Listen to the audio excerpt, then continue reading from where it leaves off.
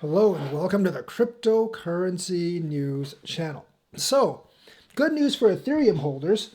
Your coin finally completed a successful test trial run of the merge. It's one of several dress rehearsals that they'll have to go through, but they actually did it without any real big problems. There were a couple of minor small bug issues that they will actually have to work out, but the overall thing went over pretty well. This was big enough news to actually be featured on CNBC.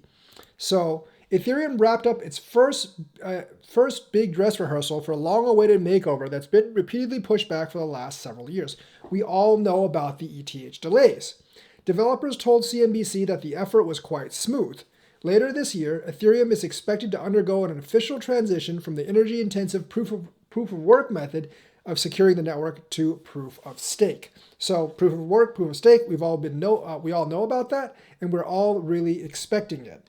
Ethereum just completed its first big dress rehearsal for a long-awaited makeover that will be its most significant overhaul since the digital currency was launched nearly a decade ago. Cryptocurrencies such as Ethereum and Bitcoin are often criticized for the process of mining to generate new coins. Both currently use a so-called proof-of-work mining model involving complex math equations that massive numbers of machines race to solve. Obviously, there has been a lot of news of certain countries trying to ban Bitcoin, certain states trying to ban Bitcoin because of proof of stake. Now, they're basically banning non-green Bitcoin mining, which would actually make the majority of Bitcoin mining. Obviously, Ethereum wants to avoid the same fate. And that's why they're switching to proof of stake, because proof of stake basically leverages the coins that people already have, giving them rewards and securing the network without basically using a whole lot of hash power. The transition has been repeatedly pushed back for the last several years because of major flaws in its implementations. I think they started pushing it back about 3 or 4 years ago, and they still haven't done it yet. Remember, this is only the merge. For the scaling solution, you have to wait for the splurge and other things. So basically, Ethereum's longest-lived testnet for short, simulated a process identical to what the main network or mainnet will execute this fall. Testnets allow developers to try out new things before they're rolled out on the main blockchain, giving them time to make necessary tweaks.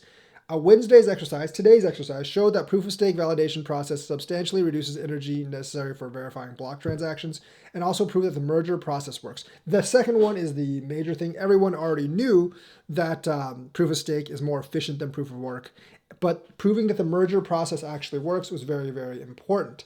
There wasn't any crazy bugs that happened, but there were a couple of minor bugs. I'm sure they'll patch it up. And right now, it does not look like the process will actually be delayed so far. So hopefully, they can actually get this right, and they can finally basically get this to work, and Ethereum can actually move ahead with the merge. Because right now, Ethereum is dipping in price pretty bad, and I think once the merge happens, it'll actually recover some price. But very good news for Ethereum that no major bugs actually happened during the first dress rehearsal. So that's the news for today. Let me know what you think. Like and subscribe. Hit that bell notifications button. Thank you, and have a nice day.